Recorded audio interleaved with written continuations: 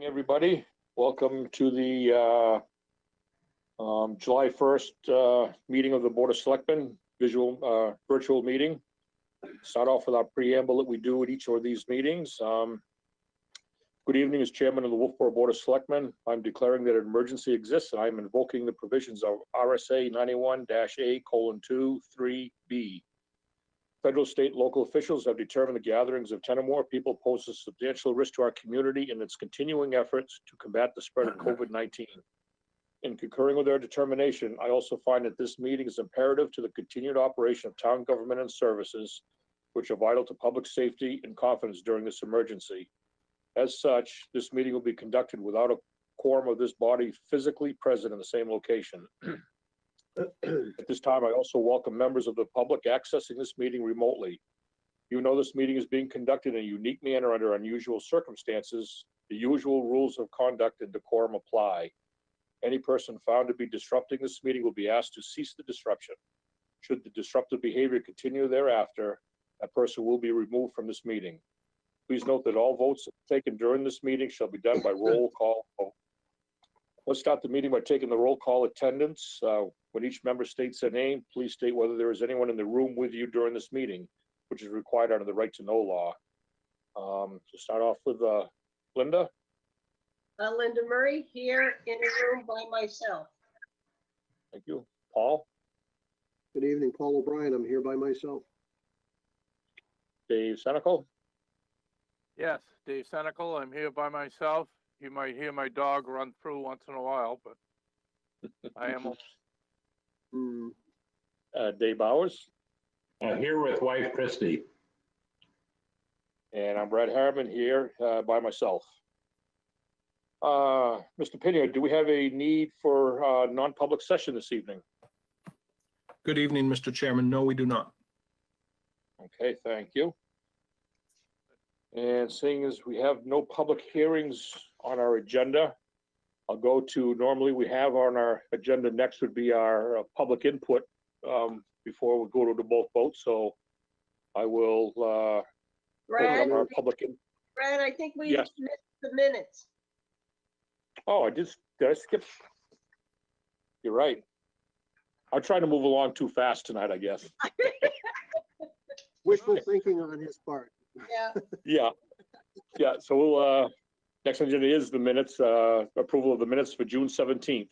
Do we have any corrections or comments? I do. I do. On page Oh. 5. Dave, yep. On page 5, third paragraph. Yep. It says the rec department will be selling passes. I don't believe they're selling them, are they? I think they're $5, aren't they? Not for the passes. For Oh. residents, you get 2 free. Okay. I believe you're Okay. correct. I believe it's the replacements that are where their expense comes in. Right. So change that to distributing passes, something like that? Yep. Okay. Do we have any other comments or corrections? Paul? Page 16, under other business, fourth paragraph, change the number 50,000 to the number 50 million.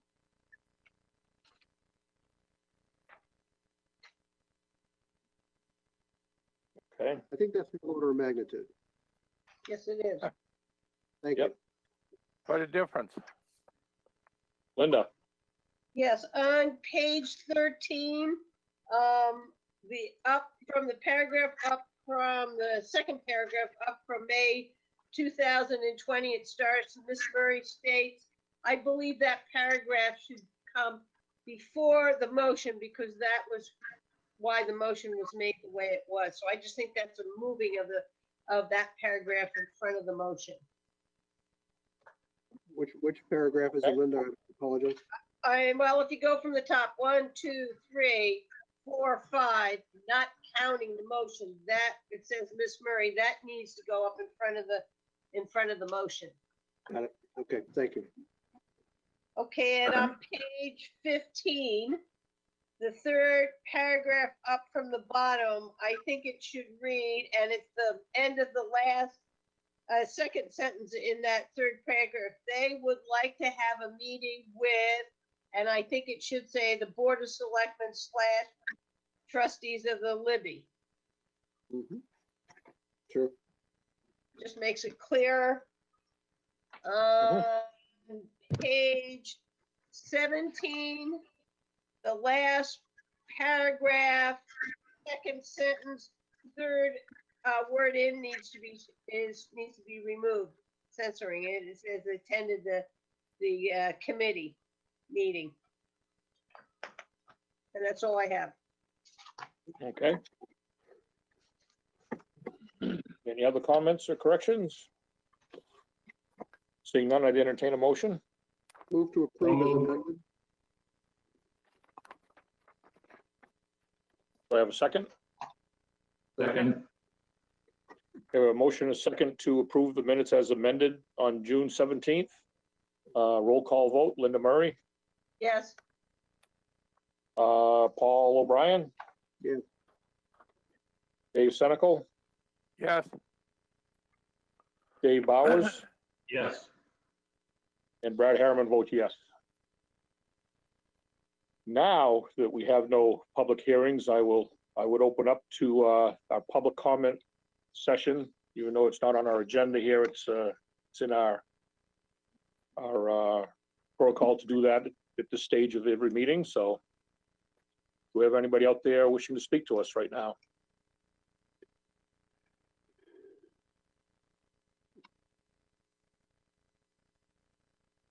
Seeing none, we'll move on with our bulk vote. I'll make a motion to approve the bulk vote A, B, C, D. Brad? Yes, Linda? I would just like to have one thing noted.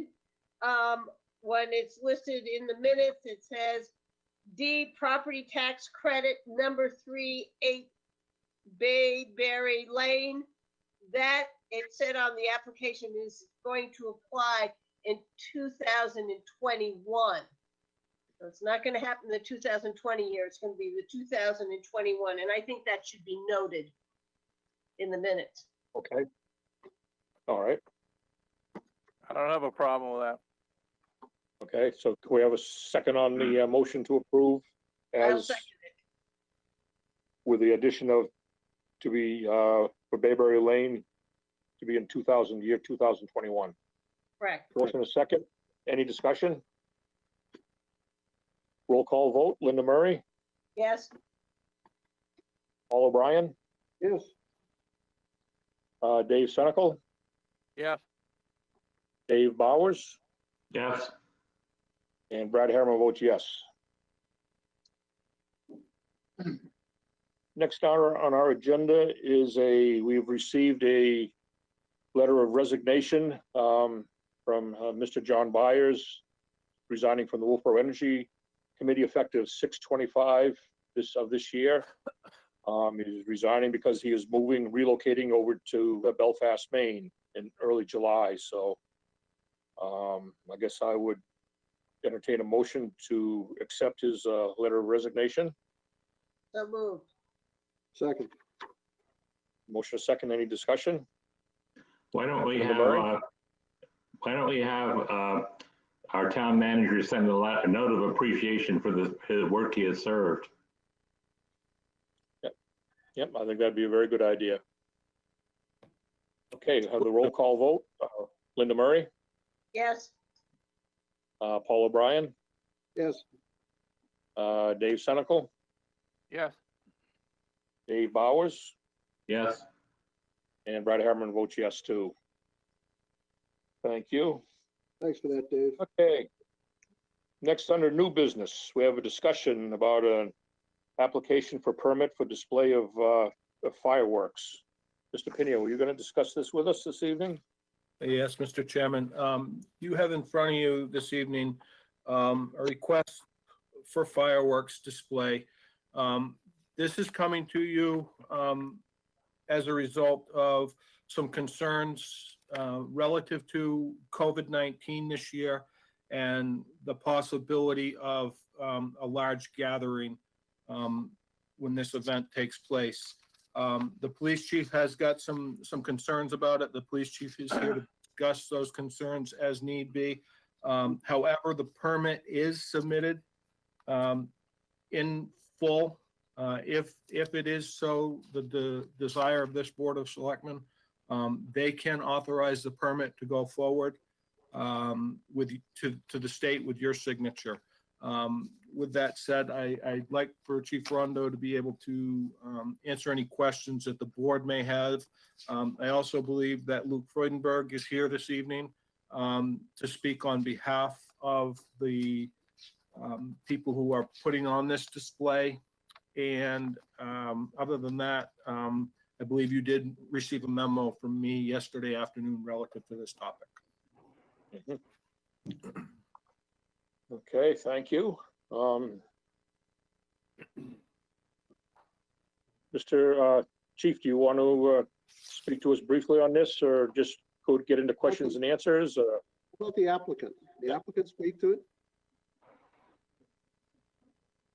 Well, it's a little different. We're just having a discussion, sort of public hearing. Yeah, I mean, I think Luke is going to be here to speak to us too if we have any questions on it. Okay. So.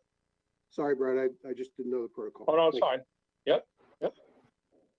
Sure. So I'm a little uncertain as to what the purpose is. And so the concerns I have basically is that, look, we're doing everything against the backdrop of COVID-19. And, you know, we have a lot of safety concerns. If we're trying to do a fireworks display, a private fireworks display for the vast majority of the citizens and the public, and we're going to be attracting people to Wolfeboro, we've got a problem, all right, because we're not in compliance with the rules and regulations being put forth by the Attorney General's office, by the Governor's office. We're going to be contributing potentially to an unsafe act. Right now, if we look all over the country, you have spikes in COVID-19 cases all over the country for a whole bunch of different reasons. Just yesterday, we got notice that we have now COVID-19 presenting in one of our area nursing homes, which is really bad. So the last thing that we want to do is create a hot spot here in the Lakes region, all right? And we certainly don't want to do that here in Wolfeboro. We don't want Wolfeboro to be ground zero. Quite frankly, we start doing stuff like this, we're going to overwhelm our medical capabilities. Now, I've come to find out that, you know, this was really not designed like that. It was designed to be somewhat of a private event.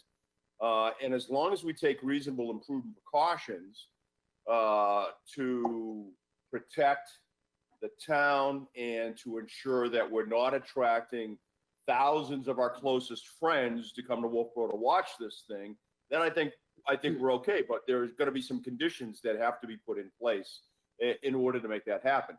So having said that, Mr. Chairman, if that is good enough for you, I'd like to turn it over to Luke to maybe answer some questions and to maybe clear up some misperceptions that many of us have, and like myself, because I'm really not sure what the whole purpose of this thing really is supposed to be. Luke, Thank you, Chief. over to you. Mr. Chairman, if I may, can I speak to it a little bit? Certainly, Luke. Can everybody hear me well? Yes. Okay, Yes. thank you for your time tonight and letting me speak to this. So this was about a year in the works. There's a local couple who was getting married here to Wolfeboro, originally getting married at Brewster Academy. They've since downsized the wedding due to COVID-19 to just a handful of people, I believe, at the Pickering House. And they still wanted to go forward with a private fireworks shoot on Wolfeboro Bay.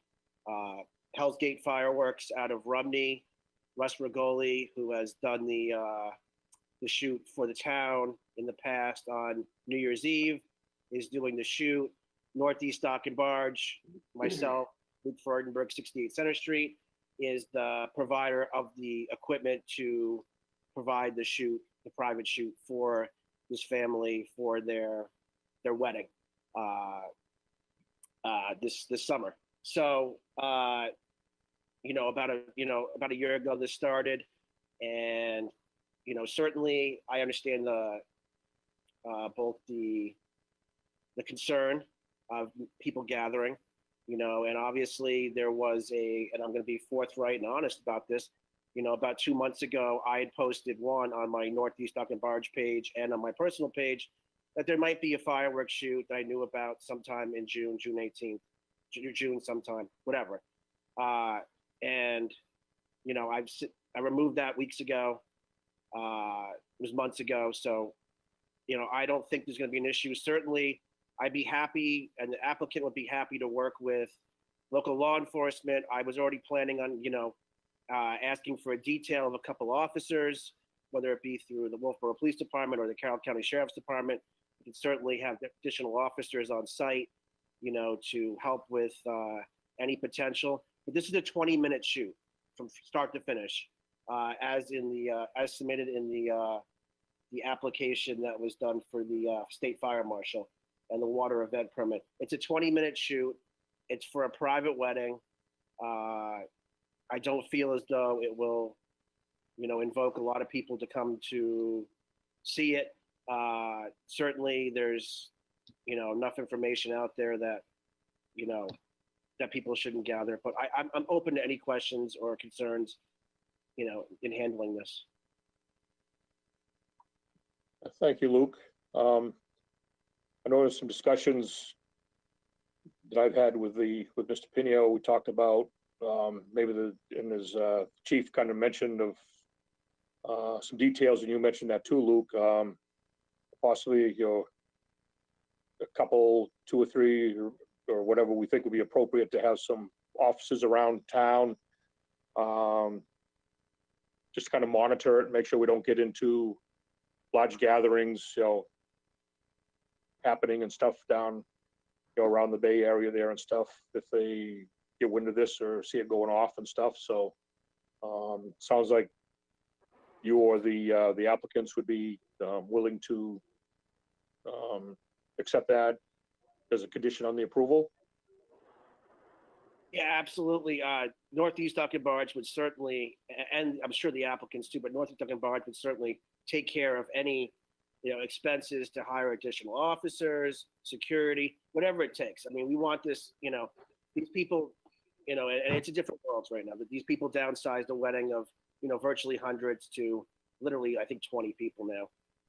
And, they are certainly open to do that. And Northeast Dock and Barge, certainly, I mean, it's all about safety and security for me and everyone around. I want to see this go off and them have a good time and enjoy it. And I also understand the chief's concerns.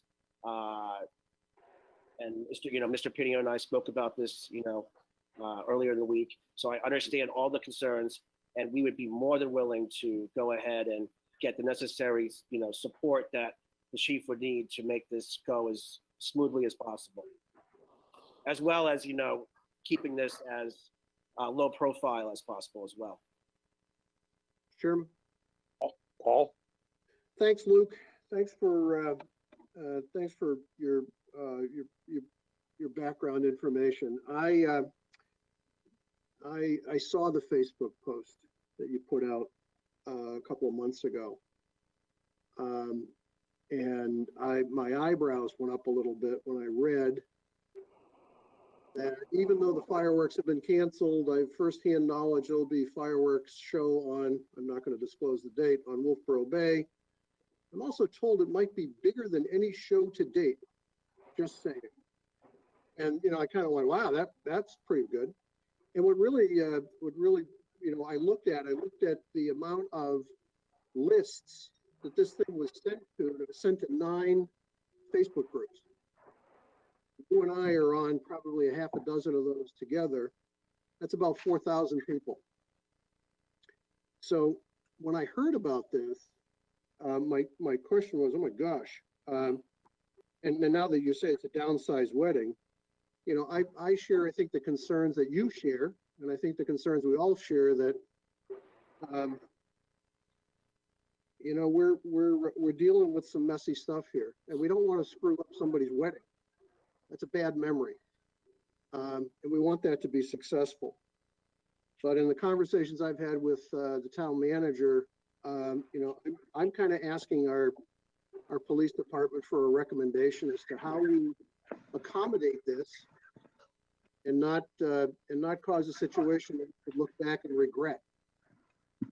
That's kind of the question I'm putting to Jim and to Dean and to Steve Wood, I guess, who's on the phone with us too.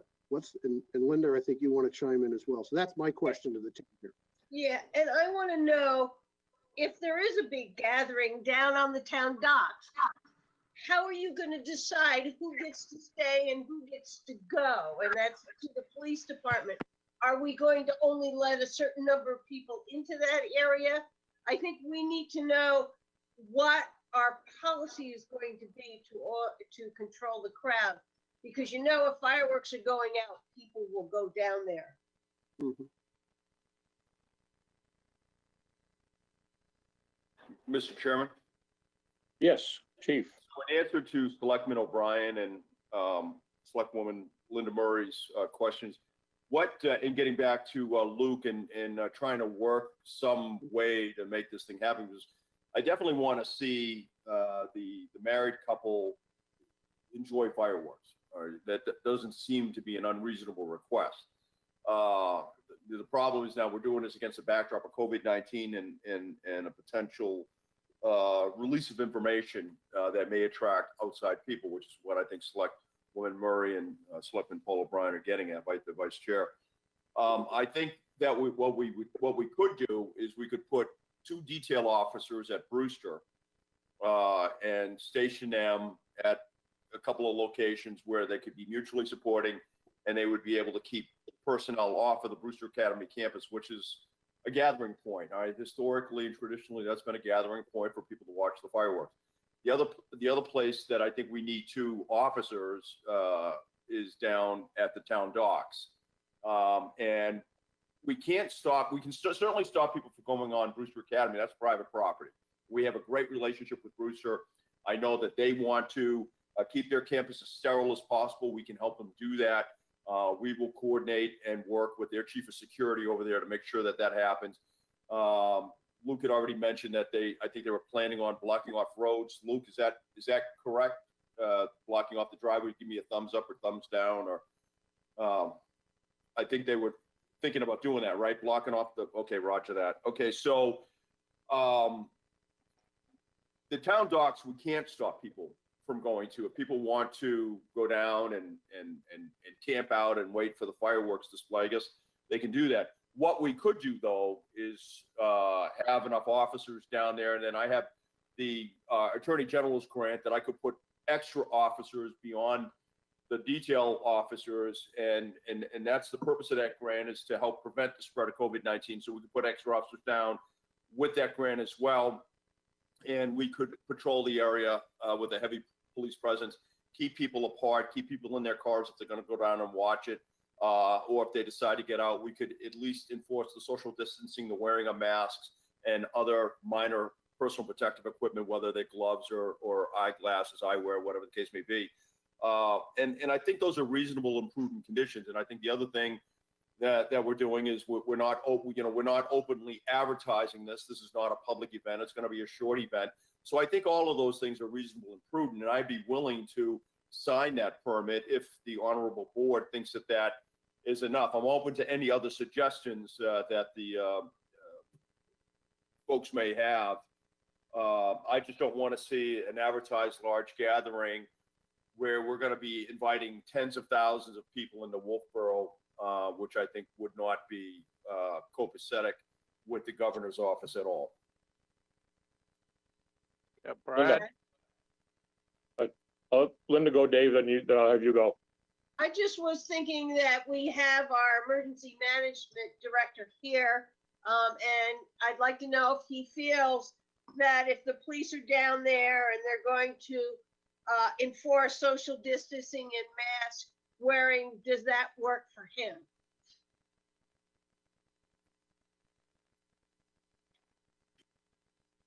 I'd like to, if it's okay with the chair, just make a couple of clarifications and then answer Linda's question. Is that okay? Certainly. I just want to make sure everybody understands that the event that he's seeking approval for is for display fireworks. And in the town of Wolfeboro, we don't allow consumer fireworks by ordinance. But we don't have anything to say in a form, there's no enabling legislation that allows us to come up with conditions for display fireworks other than the signature of the fire chief, the signature of the police chief, or in his, instead of the police chief, it can be the Board of Selectmen, which is, I think, why this ended up here. And Mr. Freudenberg meets all of the criteria for having a display show, which is the type that's approved by the state, not with the town's joint approval. But what I think is missing, and Deputy Zotti brought this up, is because this is creating an event as kind of an unintended consequence to the 20-person wedding, maybe the thing that should have happened or could still happen, or in the future we should look at, is running this through the events ordinance, which there's an application already in place. There's people who review it.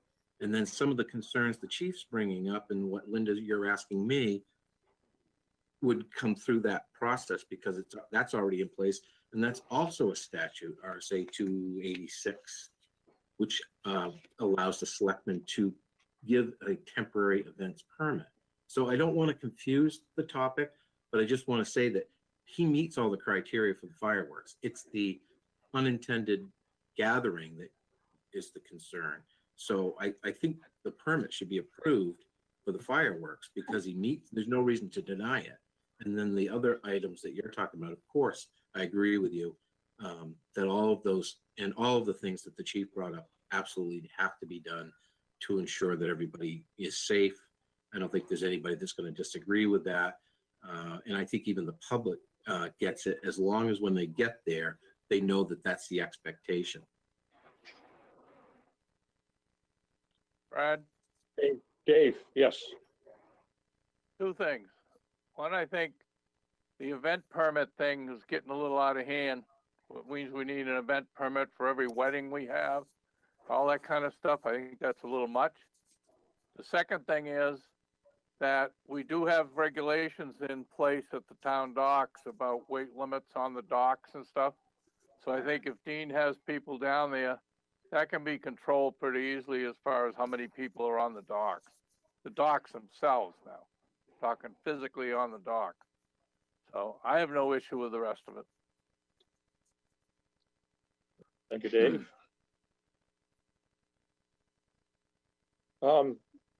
Chief Rondo, what do you think a manpower number would be that you'd be comfortable with for this event to move forward?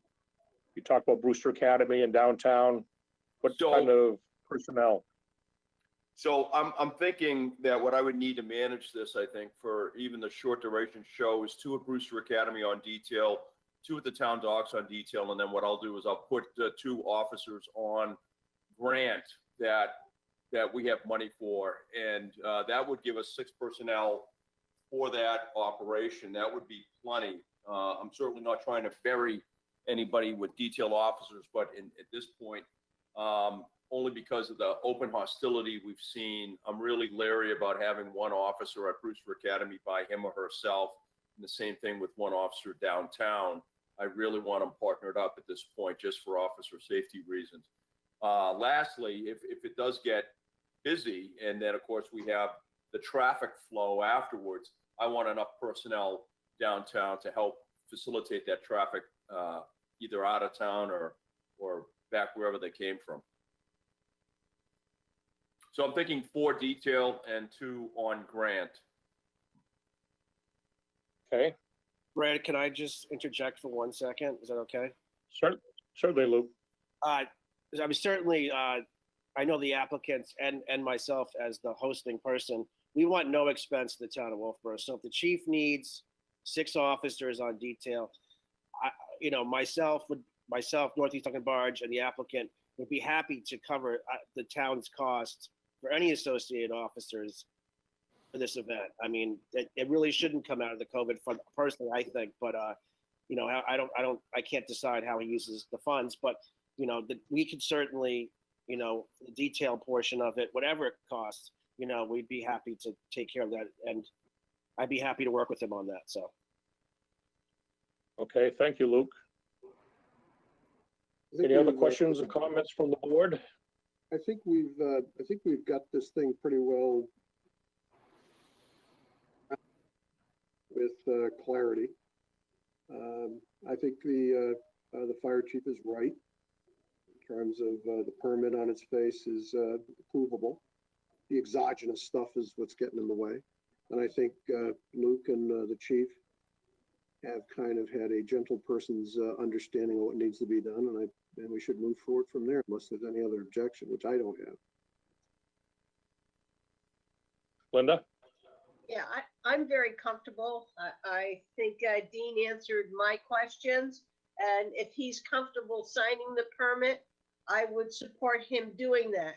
I think he knows that our concern is not for the fireworks, they've met all that, but the safety of our citizens, and I think he has satisfied my need to know what he's going to do. So I'm absolutely comfortable with that. I'm comfortable as well. And I agree, I'm on the same page as all you guys here. I feel as though, you know, the chief and Luke and have had discussions about this. I think everybody's on the same page. Sounds like they can work out the details of what needs to be done, and they're more than willing to do so. So that being said, I would entertain a motion for this. I move to approve the application for a fireworks display. Mr. Chairman, I don't want to put a date on it. Yep, no, that's fine. To be held at a convenient time. With the understanding the chief and the applicant will get together and arrange for the availability of 6 Wolfeboro police officers to be available for traffic, crowd control, etc. I'll second that. Motion and a second. Any other discussion? Are we going to sign it, or are we going to have the chief sign it? Chief, you okay with that, Chief? Yeah. You okay with that, I'll be Chief? happy to, Thank I'll be happy to Okay. sign it, Mr. Chairman. Thank you. Thank you. Any other discussion? Seeing none, we'll have a roll call vote. Linda Murray, Yes. Paul O'Brien, Yes. Dave Senical, Yes, Dave Bowers, He's gone to Plaid again. and Brad Hammer. Brad Hammer votes yes. Okay, thank you. Oh, there he is. There he's Okay. here. Luke, thanks a lot for this. Good luck with the event. Thank Luke, you. I'll be in touch, and I'll get that signed tomorrow. Thanks, Chief. And thank you, board members, for your time. Thanks, guys. All right. Thanks, Luke. Thank you, Luke. Thank you, Luke. Okay. Next on our agenda is the approval for the Josiah Brown Scholarship Awards. Mr. Pinio, were you going to speak to us on this one? So you have in front of you the applicants for the Josiah Brown Scholarship. Earlier this spring, this account brought in a check in excess of $30,000. So we certainly have ample funds to be able to make these grant awards, scholarship awards rather. We are still waiting for the grades for Cameron Hopkins. So we would recommend that you approve these scholarships contingent upon Mr. Hopkins submitting his grades as required. Thank you. Board members, any questions or comments?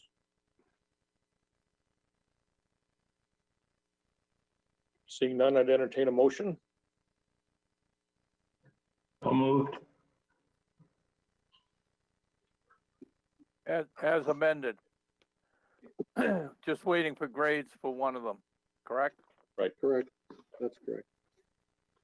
Okay. Do I have a second? Second. Okay, motion and a second. Any other discussion? Did Roll we, call vote. Go did ahead, we Linda. tell the public that each of them were gonna get $2,500?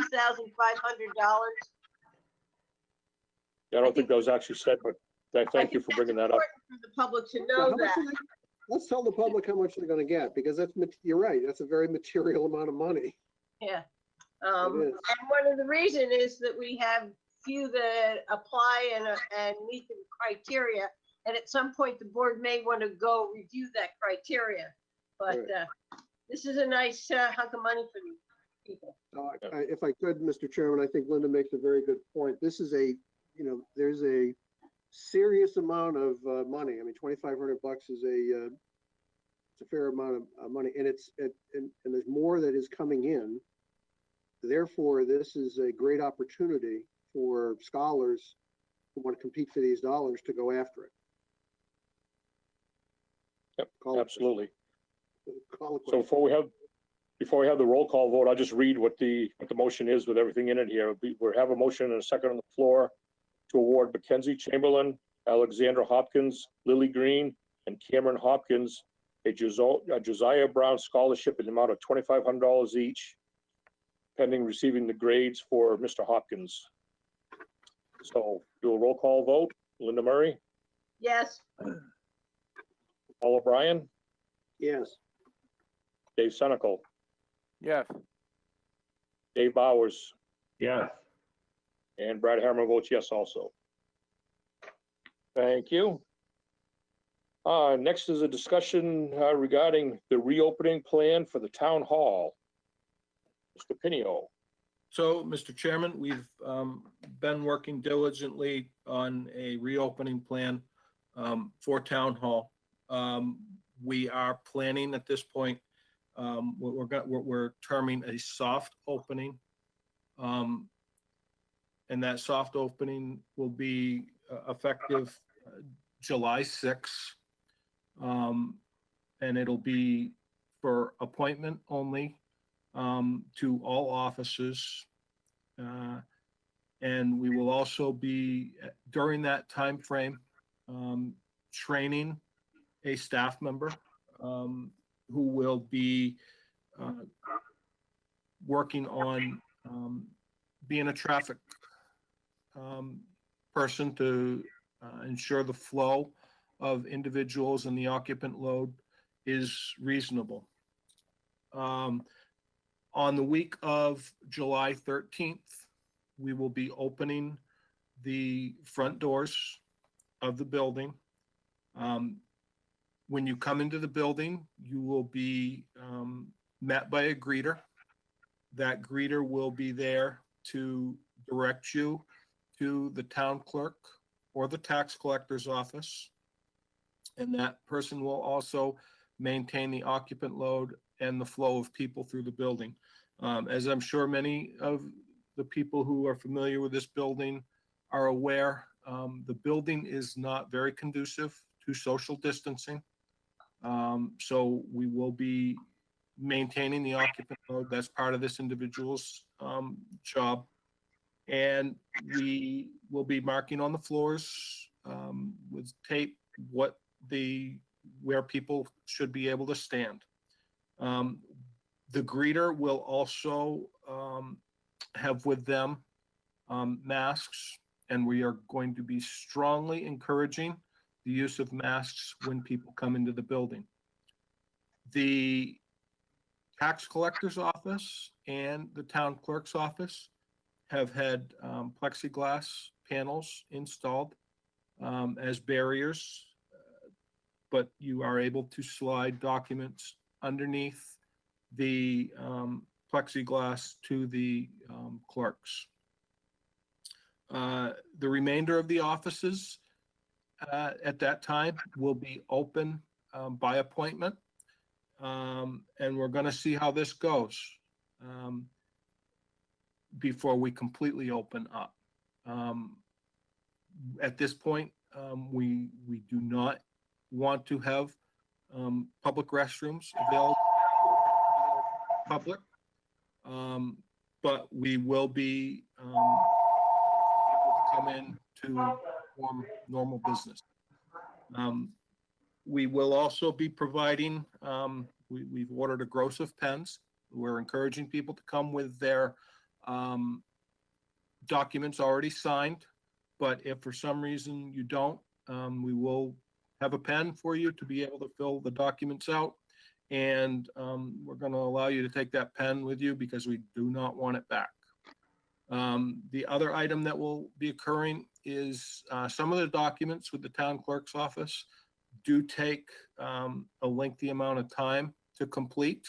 So we are going to be setting up a single station in the Great Hall so that individuals can go up into the Great Hall, sit there, be social distance with the town clerk to be able to fill out those documents.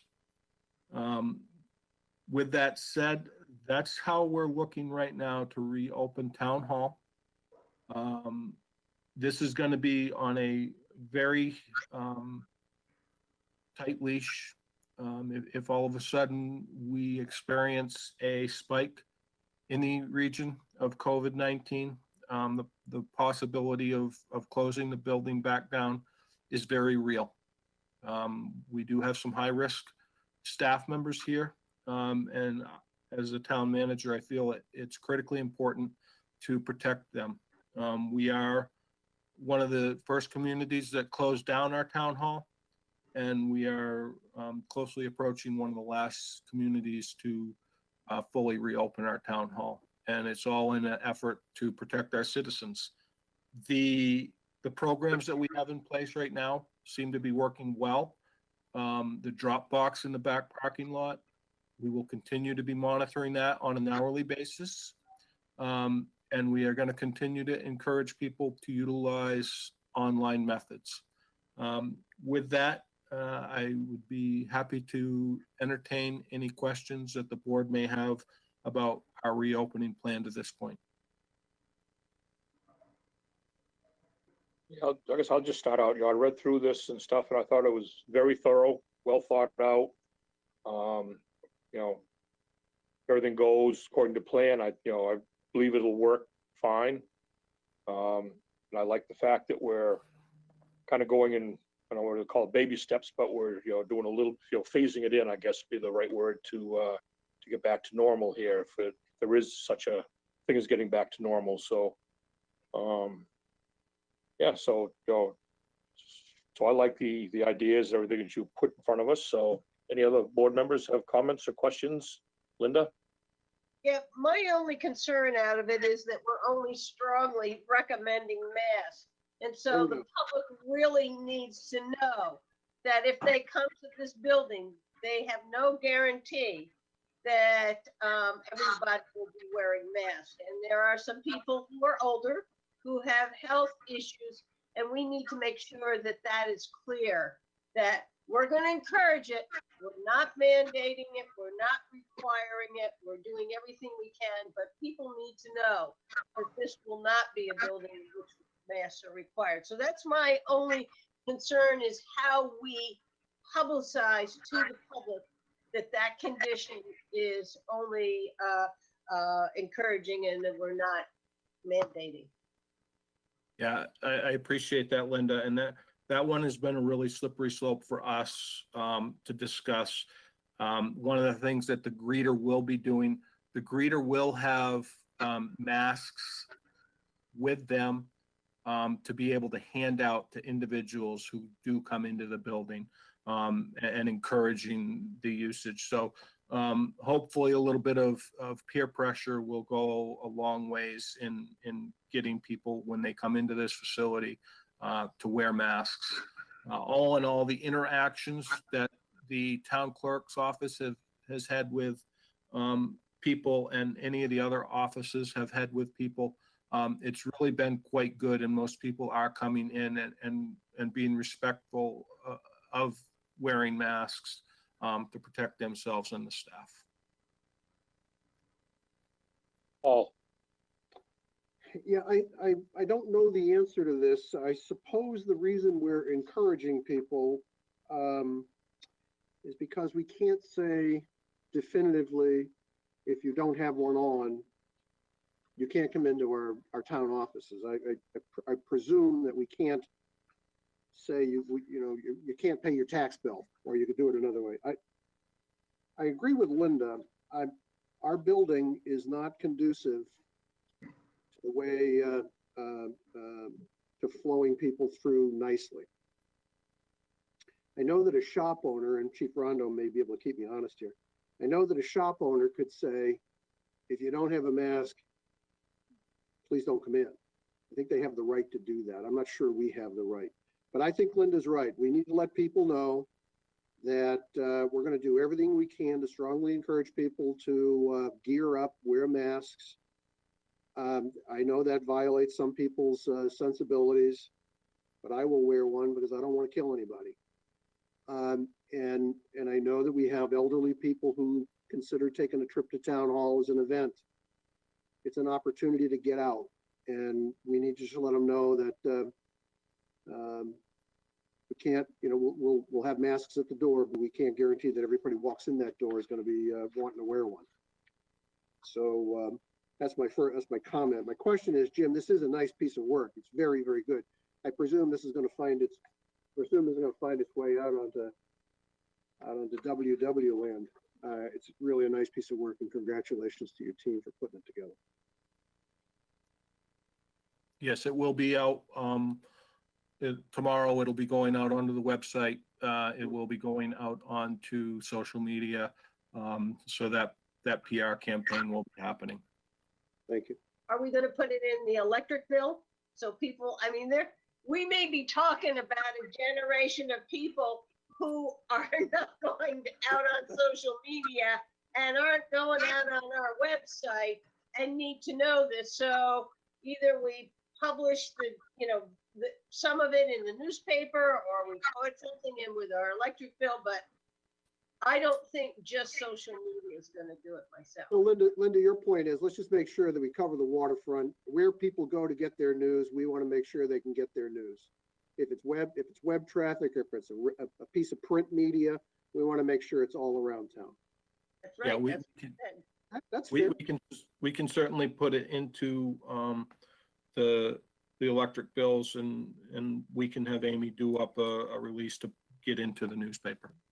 And you can condense it, to Yeah, get it. absolutely. But I agree with Right. Paul. It's well done. Well done. Yep.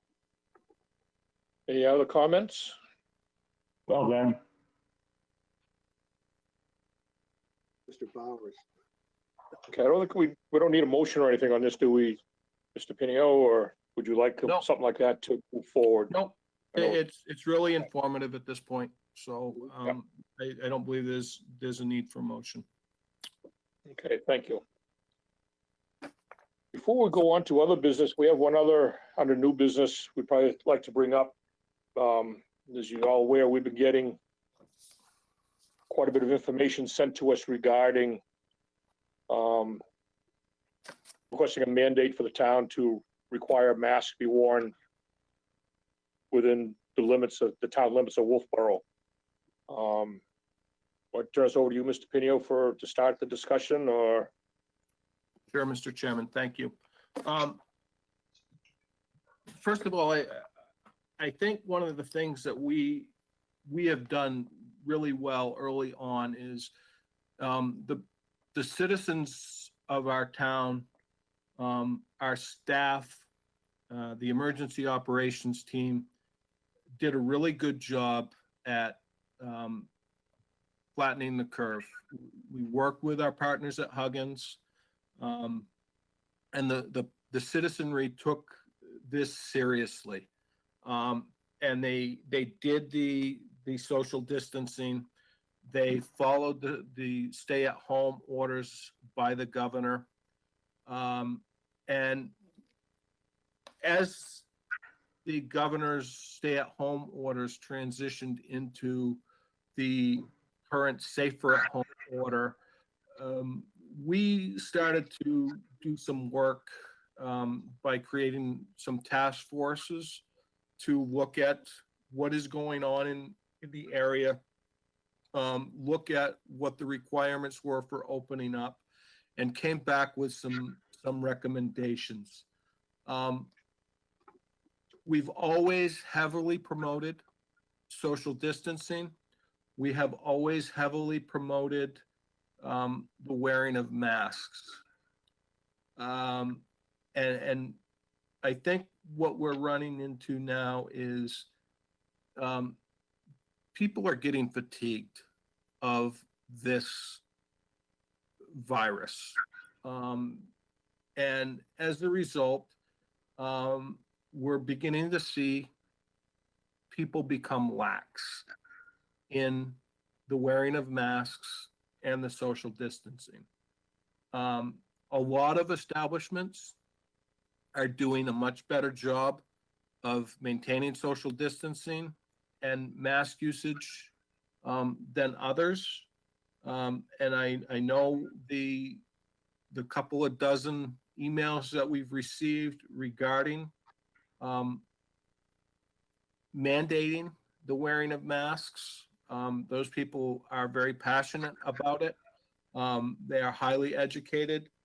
The problem becomes if we were to take on an ordinance such as some communities have relative to the wearing of masks, it becomes a compliance issue. And I don't think we have the resources available to us to be able to ensure compliance. Now, the police department, and I certainly don't want to speak for them. I know they're here this evening, but the police department, in conjunction with our fire department, the entire emergency management team, Huggins Hospital, we've really put out there a lot of information and the recommendation of mask usage, but the fatigue factor and the influx of people coming to Wolfeboro is certainly an issue. You all saw the emails. With that said, Mr. Chairman, I think we've done a good job, but I think we just need to reinform our citizenry to please continue wearing those masks. Yeah, I'll agree with that, Mr. Pinio. I think, we're coming into the summer season now. As you said, people have been doing this for months now. I think it is whether you call it fatigue or they're just, people want to get out in the fresh air now. And because we've been fairly in a good spot up here, for lack of a better term, as far as COVID goes in the town of Wolfeboro, people feel safe and they're probably getting a little complacent about this. So, and obviously with the new influx of people coming in for the summer now,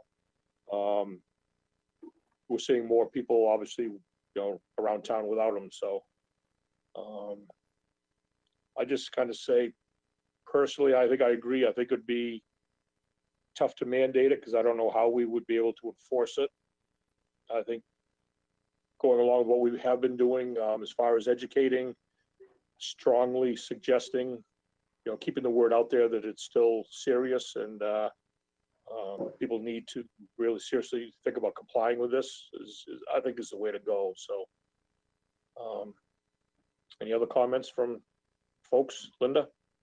Yeah, first of all, I think I would like, if the board will agree, that we attach those letters to the minutes and maybe read one or two, because I think there is a real concern from a group of people out there that we need to mandate wearing masks.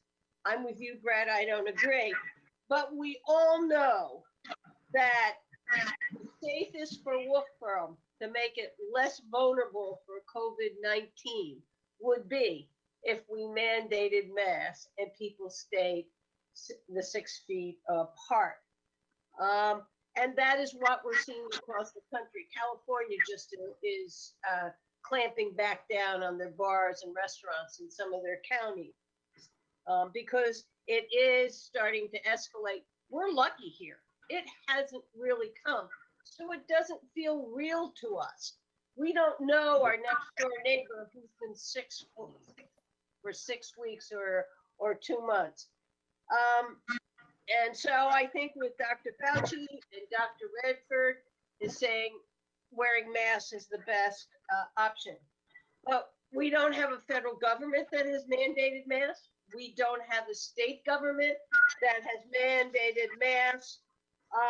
And we know we have people who feel very strongly we should have people wearing masks, and we have people feeling very strongly that they should not.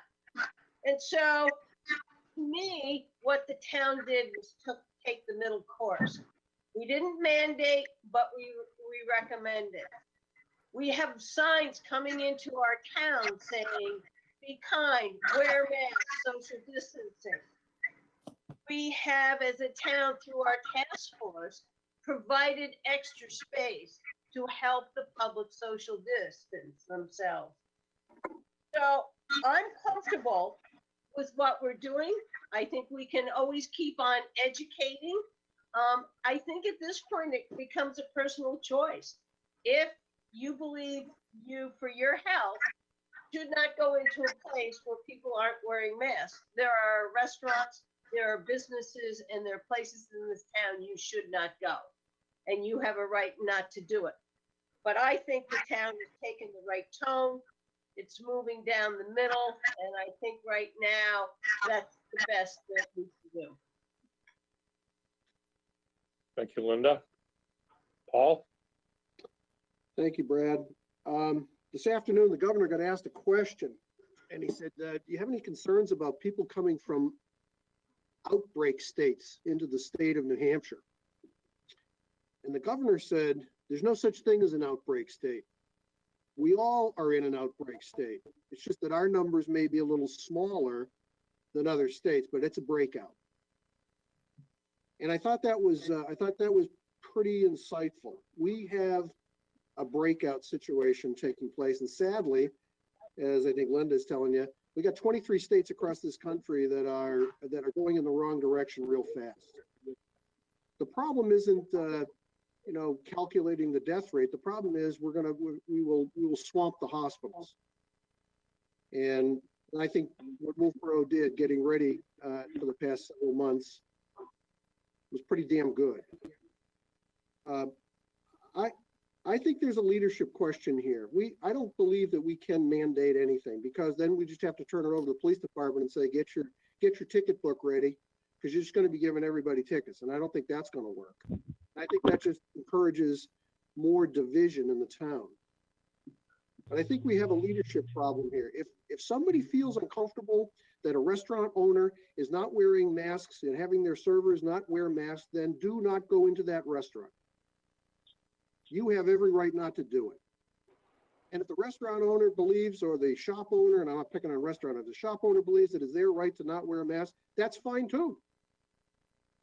That's fine too. But I think that a leadership issue is taking place. We know of other towns that their business teams have gotten together and said, we will do everything we can to not make you sick. And I think we can look at Littleton. I think Jim mentioned something like that to me today. Now, I think there's a business leadership issue that has to be dealt with here. And this is not in the town. It's not a selectman's issue to tell the business community what to do. All they can tell the people, the consumers, is if you feel unsafe, don't go in there. On the social distancing thing, I think it is something that we can do. We can strongly urge people to wear masks in public. And we can ask our folks that are in the town to make sure that social distancing does take place, and we can do that. Strongly urge people to wear masks. It's not a question of mandating. It's a question of strongly urging. I think Brad's right. We've gotten to the point where some people are saying, the summer's here, let's break the rules. Well, you know what? It's not just people who have out-of-state plates that are breaking the rules. It's people who live in our town who are breaking the rules. And it's people who are in our town that don't quarantine. So I don't want us to ever have a situation where we're saying if you have a state plate that has a Massachusetts or a Connecticut on it, you must be a rule breaker. It's not that way. We're all in this together. And I think what we need to do as a community is to stand together when someone comes into town, whether they be from within our town or outside of our town, and say, we are masked up. And that's because we're here to protect you. We don't want you to get sick. I don't want to make your grandkids sick.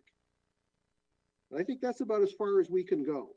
I don't believe that mandating things is the proper thing to do. I just think appropriate pressure on the places where we think pressure needs to be applied is something the citizens can do, and they can do very well. And I agree with Linda. We should put a couple of letters out on the website because people do have legitimate concerns. These are not frivolous concerns. And I just think it's time for all of us to get back together and do what we did as a community when this all began, and just keep doing it until we just beat this thing into submission. Thank you for giving me an opportunity to speak, Mr. Chair. Thank you, Paul. Any other comments from the board?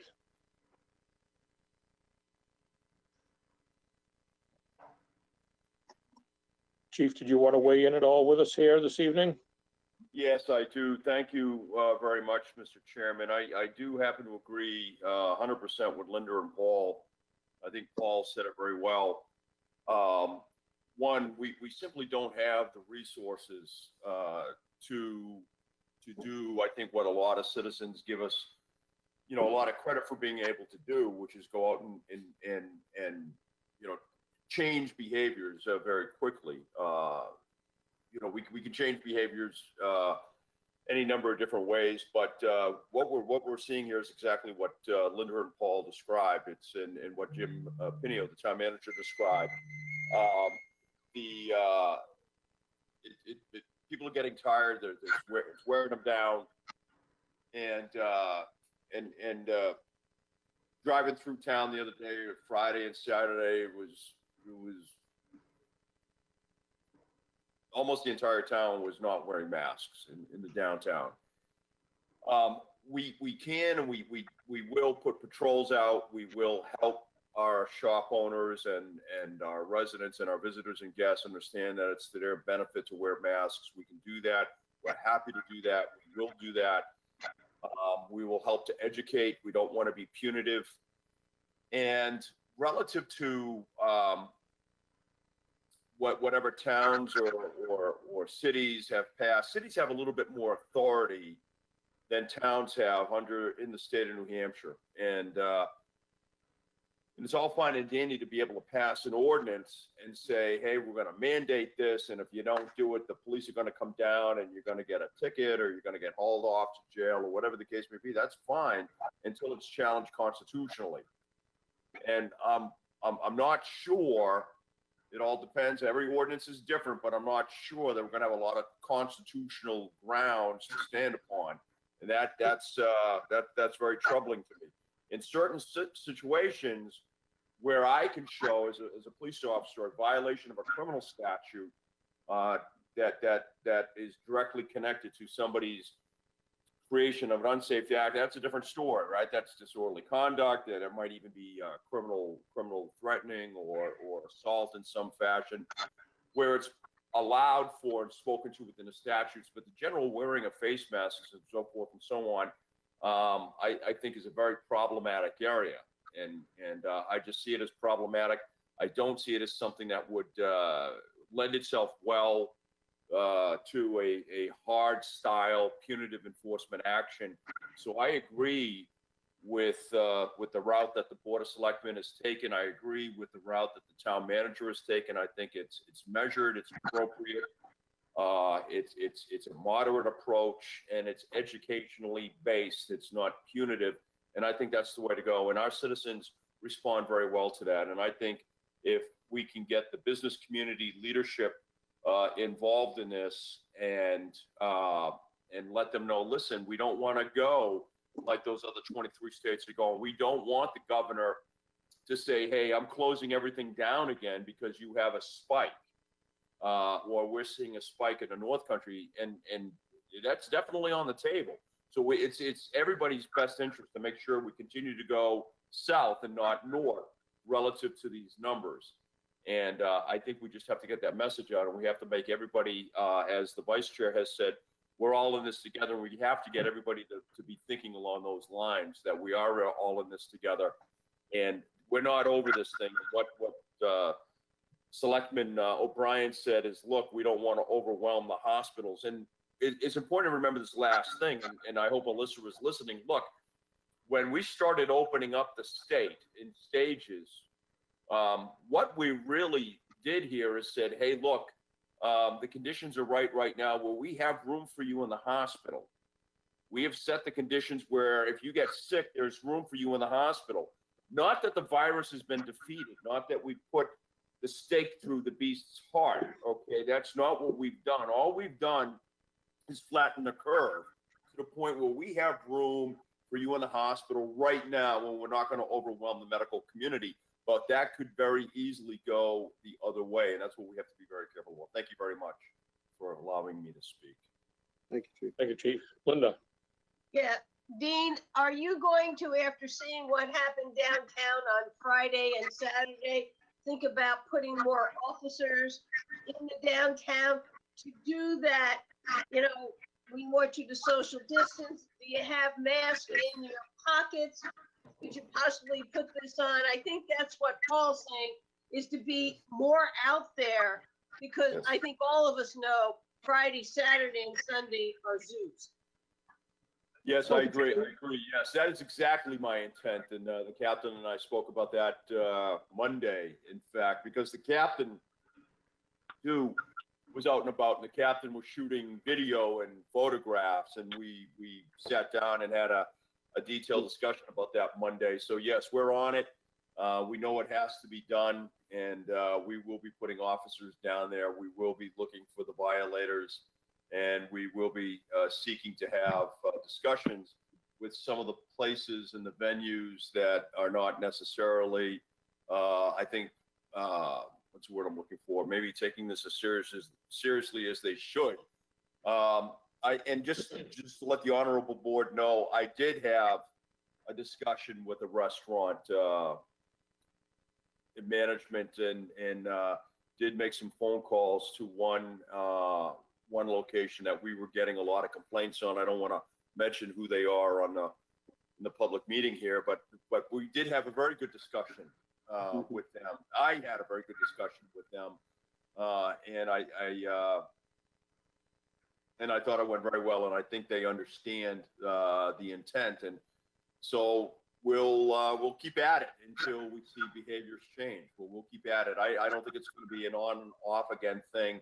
I think it's going to take time to build up. And I agree with the town manager. I agree with the board. I think we have to take an inculcated approach to this and keep putting pressure on and not let off. And I think that's probably the best and most appropriate course of action at this point. Last thing I want to do, and ladies and gentlemen, is I really don't want the town of Wolfeboro to be a test bed for the ACLU.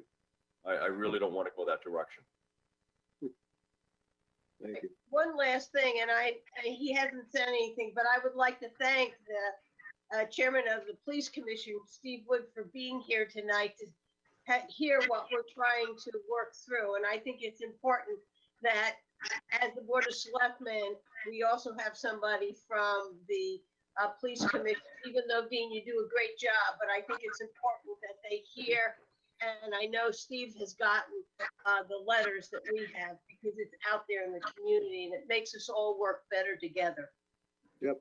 Thank you very much, Linda. I appreciate those words of praise. And yes, I do keep the commission informed, and Steve and the rest of the commissioners are, we're always working together, and we speak to each other probably 4 or 5 times a day. So yes, so believe me, when I have a discussion with the board or the town manager about an important issue, they get briefed up on it right away. And we ourselves have a meeting of the minds, and I know Steve Wood is on. I don't know if he wants to address the board or not. I'll turn it over to Steve if you can hear me. I'm gonna mute my mic now, and it's all you, sir. Chief Rondo's mic muted is always a good thing. I'll tell him that to his face too. No, I've enjoyed being here this evening. I do sincerely concur with the board and with the town manager with their comments and thoughts in this matter. Obviously, because of my role in the community, people are reaching out to me as well with concerns, complaints, which I oftentimes pass off to Dean. Some I can handle immediately just by giving some guidance. It's tough because people are stressed over this. It's been a long haul already, and unfortunately, it's going to be a lot longer, I'm afraid. As we move forward, the discussions that have taken place with the chief and I and others is to be more proactive in the community through education. There's not much that we have to work with in terms of support from the Attorney General for some of the stuff that we see day to day. So it's best that we keep a good relationship with the community. I had asked the town manager to see if Mary DeVries from the chamber could be on tonight. I felt it important because of the issues that we've had with some of the businesses. I know that there are some businesses that are resistant to kind of follow the governor's guidelines. I, for one, am one that will not frequent businesses that don't comply. I'm happy to say I was in a couple of local establishments this past week. One was the Market Grill. I walked in, everybody was masked up, the people waiting in line, the people serving and so forth. That was very encouraging. Also at Garwood's, they were following it to a T, both the patron and the staff, so that was very encouraging. But then we have the downside with those that don't. That's troubling because, as we all know, and the science tells us, I may not want to wear a mask, but a mask isn't going to protect me. I'm wearing a mask so I can protect all of you. Conversely, if you're all wearing masks, you're going to protect the rest of us. That's the message, unfortunately, I don't think people are really getting or taking seriously. And in any event, I thank you for having me here tonight. I know we have a long road ahead. I know working in collaboration with one another, we'll get through it to the best of all of our abilities. So everybody stay safe and thank you. Thanks, Steve. Thank you, Steve. Thank you, Steve. My pleasure. Any other comments from the board? So I guess we'll just kind of continue moving forward the way we have been, Mr. Pinio, and gonna go from there, I guess. Thank you, Mr. Chairman. I just did want to note that we did skip over the discussion point, Board of Selectmen meeting schedule. Oh, yeah, we did. I checked that off too early. We'll go on to that one next. I'm jumping all over the place tonight, aren't I? We all have been there, Brad. Been there, Brad. We all have. A little cramp. Relative Oh, to we're good with the discussion on the COVID-19 then? And we are. I'll jump back to the discussion about the Board of Selectmen meeting schedule plan. So, Mr. Chairman, just a little bit of background information. The governor had a couple of documents that he's published. The first one is Executive Order 14, and that document is relative to the declaration of a state of emergency, and the governor's been renewing that for the duration of this event, which has also permitted him to create emergency orders. And Emergency Order 12 permits us to continue to meet in this virtual format. I think the question becomes for the Board of Selectmen, does the Board of Selectmen want to continue to meet in this format? Or does the Board of Selectmen want to go back to holding live meetings? We've done the calculations in the Great Hall. There would be seating for approximately 25 people to be able to sit in the Great Hall while the Board of Selectmen conducts their business. We have ordered additional microphones. They should be here this week. The system that we have in place allows us to hold up to 16 microphones, and that's what we will have is 16 microphones. And those are purchased as a COVID-related expense, which is reimbursable. So the question in front of the board is, do you want to continue to meet in this format, or does the Board of Selectmen want to begin meeting live? With that stated, Mr. Chairman, it's the board's decision. Okay, thank you. Paul, you, I personally think it is prudent for us to continue in this format, especially when I look out the window and I see what's going on in terms of elevated caseloads and things going on. So I would opt to continue in this format for a while. I agree with that. I agree with that. I think that it is best for us. I think it shows, we're also showing some leadership in not coming in. We have a building where we know we aren't requiring masks. So that means we could go to a meeting and people coming in would not have to wear them. And I think this is for the age of the majority of this board. I think it makes the best amount of sense. So I agree with Paul. yeah, I think I'm in agreement with you guys too. It's, I mean, this is working. We're able to conduct our business. When we need to come in to sign something, it gets left in there, we can come in after hours. Nobody's there to sign paperwork that needs to be signed that we can't do online. So, yeah, I'm very comfortable, like I said, for the foreseeable future, for a while anyway, to continue with this and just keep monitoring it. Yeah, I'm in favor of that as well. Okay, Okay, so I will continue to monitor the emergency orders. And if it gets to a point where the governor does lift this particular order, I will certainly advise the board. With that said, just so you're aware, there are some boards which are beginning to meet in person. We have set up the Great Hall to maintain social distancing. We will be cleaning thoroughly after meetings, but there are a couple of boards that have insisted to meet in person. Linda. Of those boards that are having to meet in person, are we giving the option to go virtual? Are we able to do the two? So I can't answer that relative to the budget committee because I simply have not had time to have a conversation with them yet. Relative to my understanding with the planning board, there's some documents that they need to see, which makes it kind of difficult to do that in this particular forum.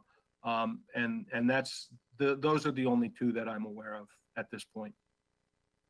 What I understand, talking with Matt, is that yes, Linda, the people will be able to join the meeting for the planning board by virtual meeting. Timothy is setting up something with Wolfeboro Community TV to be able to handle that, and we'd be able to communicate with these people if they want to do it remotely like we are here. So I'll obviously be able to let you guys know next week, or not next week, but our next meeting in 2 weeks, how that went, because we are doing this meeting next Tuesday. So we'll have some information we'll be able to share and how it went. Yeah, I think the issue Timothy's going to have to deal with is I think there's some video delay So you'll see the mouth moving and then you'll hear the words later on. So he's got some technical stuff that he needs to deal with, and I'm sure he's up to it. It'd be like watching an old foreign film then or something that's dubbed in English, right? I don't watch old foreign films, Brad, but yeah, I'll take your word for it. Or an old Western, something like that. And I'd like to know whether you can do that for the budget committee. And I think the Yes. public should know. Can they hear it? Can they take part through that, or are they all having to come into the building? So that would be nice Yep. to know. Hopefully, I'll be able to have some time tomorrow to reach out to the chairman of that committee. Thank you. He's been busy this week. All right, thank you. He's been really busy. Now, let's see, make sure I don't skip over anything. Next on my agenda is other business. Do we have any other business this evening to bring up? Paul? I have something I'd like to read into the record, Mr. Chairman. Yesterday, the New Hampshire House of Representatives, along with the Senate, passed a whole bunch of bills in addition to what I'm about to talk about. The underlying theme of some of the bills that I'm talking about have to do with my favorite subject, which is getting rural broadband a reality in this, at least in Carroll County and maybe hopefully in others. There is a lot of people out there right now that want to survey our residents, and I think that's okay. But we're going to get swamped, and I'm not suggesting this is one of the swamping actions that I'm going to talk about. We're just going to get swamped, and a lot of people are going to want to ask a whole bunch of questions about what they like and what they don't like and all that kind of fun stuff. And that's okay. I'm fine with that. What I'm not fine with, and I've shared with my colleagues on the Carroll County Broadband Committee, I'm not fine with asking any person to disclose their name and their street address when they fill out a survey. I come from a world where if we collect data about you, we can run analytics on that data and I can know anything there is to know about you. And I don't think it's necessary. I don't think it's wise. And I don't think it's going to add value to any survey to have your name and your address provided. I've asked the people who want to do this survey to give me some counsel from a lawyer who understands what is called customer proprietary network information. That's something the FCC gets all upset about when you violate that, and we have not found a lawyer who can give us some counsel on that. So here's what I'd like to read into the record.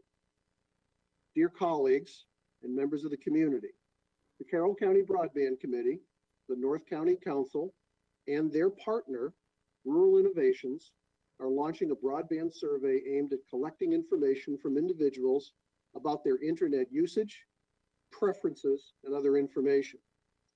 I personally applaud the effort to gather these data, but I do not support asking anyone to provide their name and address in the survey. The collection of individual usage is, in my opinion, both unnecessary and it presents all types of privacy and potential legal concerns.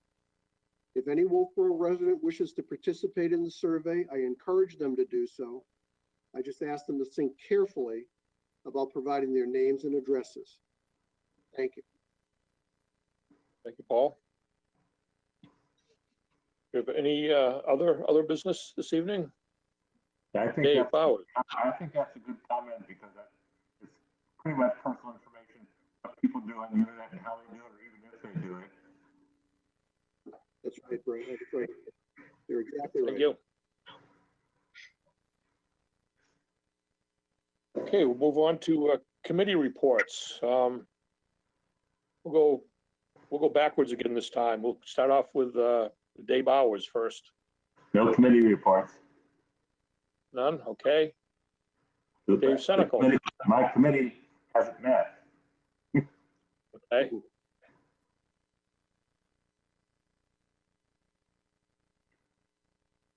Is your mic on, Dave? Yeah, it's on now.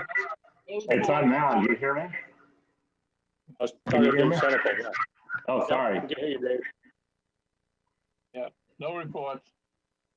Okay. Paul? Tomorrow, with your fingers crossed, everybody, we will Battery submit order. we'll submit our bid response to the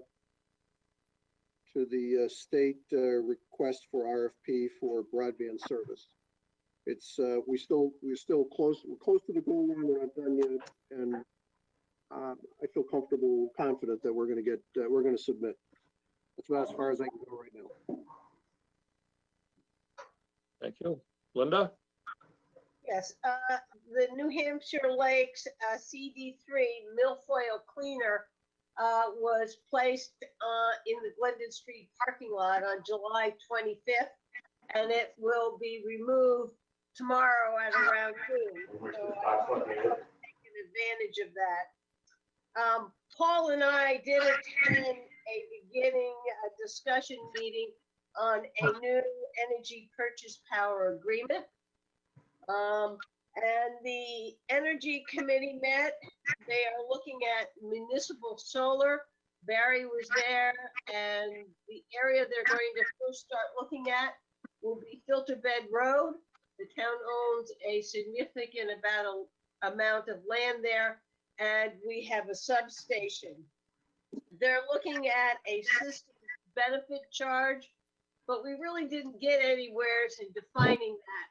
So that's something we need to come back to at the next meeting.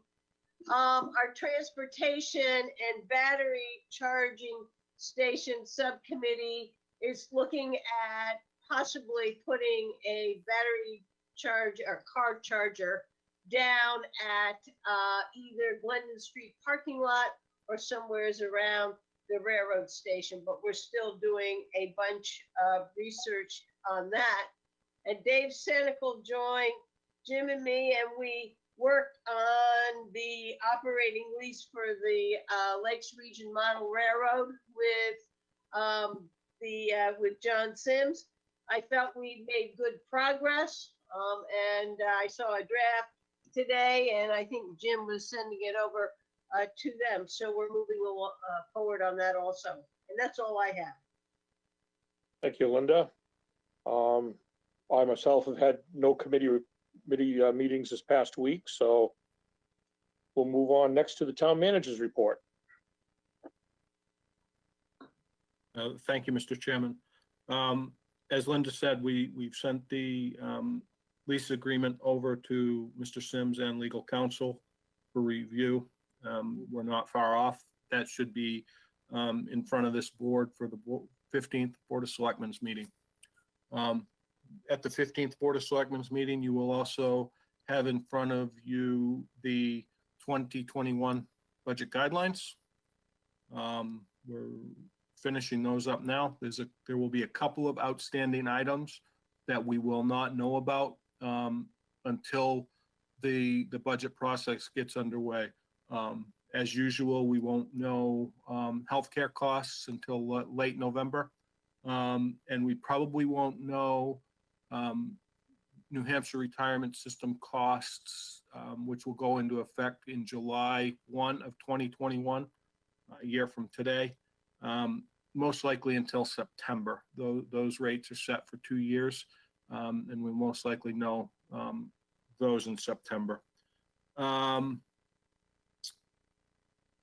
As far as our townwide reevaluation is concerned, they have completed the review of sales, and they are currently working on sale inspections. That is actively taking place. So we're in good shape there. With that said, I mean, it's just been a lot of meetings and a lot of interesting stuff which has come up over the past couple of weeks. Brett, I have a question for Jim.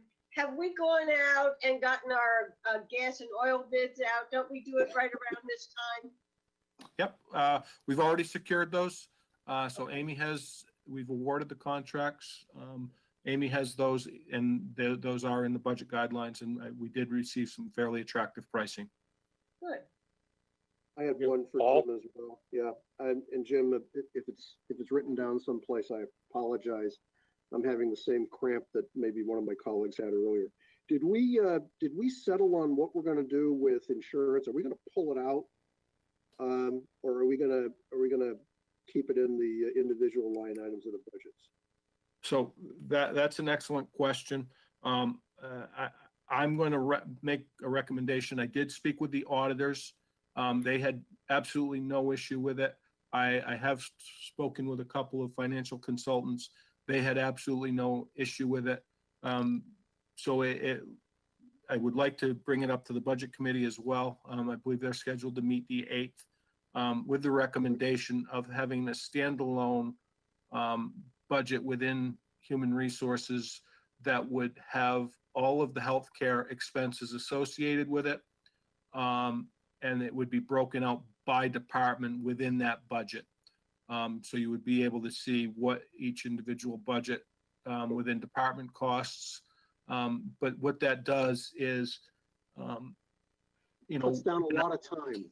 Yeah, when our healthcare rates are set in the end of November, that means we got to go through and reprint all of those pages again. And it's really problematic. And we all know that there has been some problems with the budgets in the past. And our intention is to go back to the MuniSmart and utilize the Word and or Excel as backup information. So that those items are actively taking place. I think I remember last year, either you, go ahead, Linda. Am I correct? When you take that out and we start the HR budget, you'll take out the years, preceding years. So when we look at the bottom line, that we're comparing apples to apples. That hopefully we are going to be able to do that. We believe that the software is intuitive enough to be able to do that. If not, it's going to have to be a manual calculation for a couple years until we get that captured. But absolutely, that's a must do. A year-over-year comparison is important.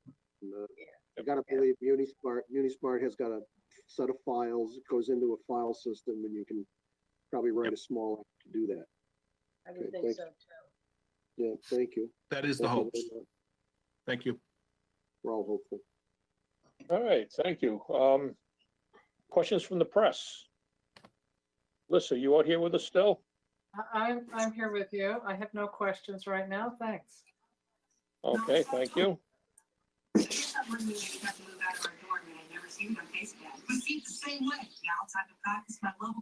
Next on our agenda is public input.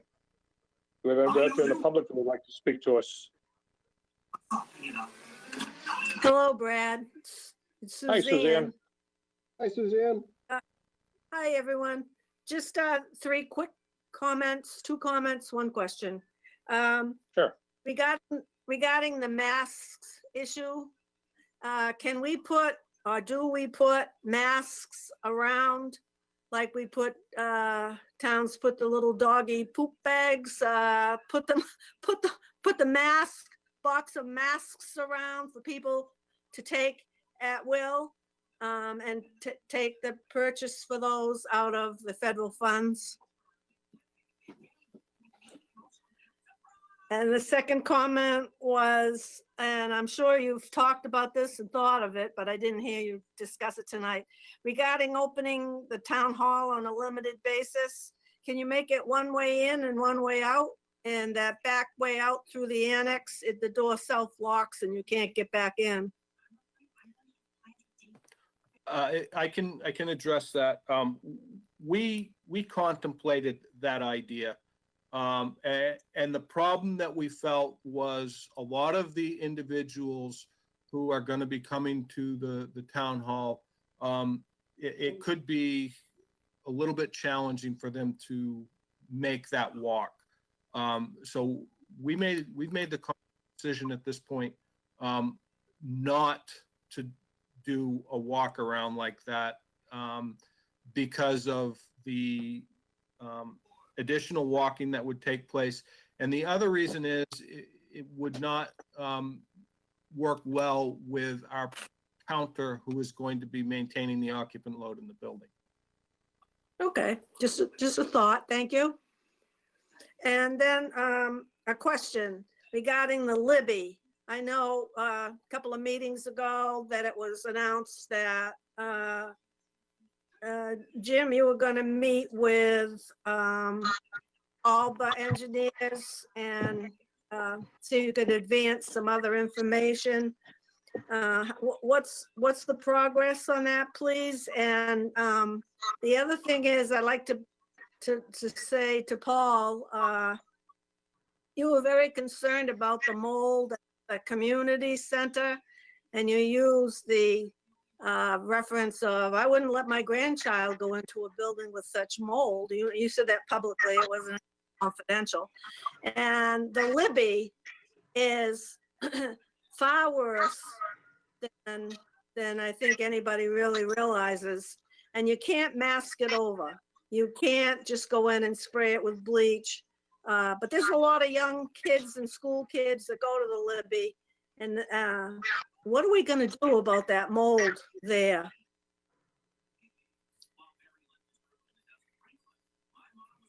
So I can answer the question regarding meeting with Alba. I did meet with Alba, I believe it was a week ago, Monday. And I actually have just this week, I believe it was Tuesday, I received the initial document as to the scope of work that they are going to be proposing, and I just haven't had a chance to look at it. Sure. And the mold? Are we gonna open the building in mid-July with that mold condition, or is there any discussion about what Is there we a piece of do? paper? We have a mold problem down there? Recent? Yeah, didn't you see the pictures of it, Paul? I saw pictures, but I've seen that underneath the building. I haven't seen it. Have I seen it in the building, Dave? Yes. So the Right by question. I thought last year we dealt with some mold in order to open last year. Yeah, did we mitigate? You know, the pictures I saw, Dave, were I don't know if they were Alba or the predecessor to Alba, but didn't we see that last year and mitigate before the building opened? We should just go back and check on that. Yeah. I think it's a new issue this year that as the surface is peeling forward, that's exposed mold behind, whether it be the covering of the sheetrock or the wallpaper. It's far more extensive just the animals. And that's current. So I know that there is a mold issue with the animals. That is, to my knowledge, been an ongoing annual event which has occurred. I have been in contact with Ms. Lennon, the interim director, about some peeling paint which is occurring at the Libby Museum. However, this is the first I've heard about mold on the wall, so I will reach out to Ms. Lennon tomorrow as my schedule permits and try to get down there. And if we have to have a mold assessment done, we'll look into doing that. Thank you. Okay, thank you, Suzanne. Do we have any other public input out there this evening?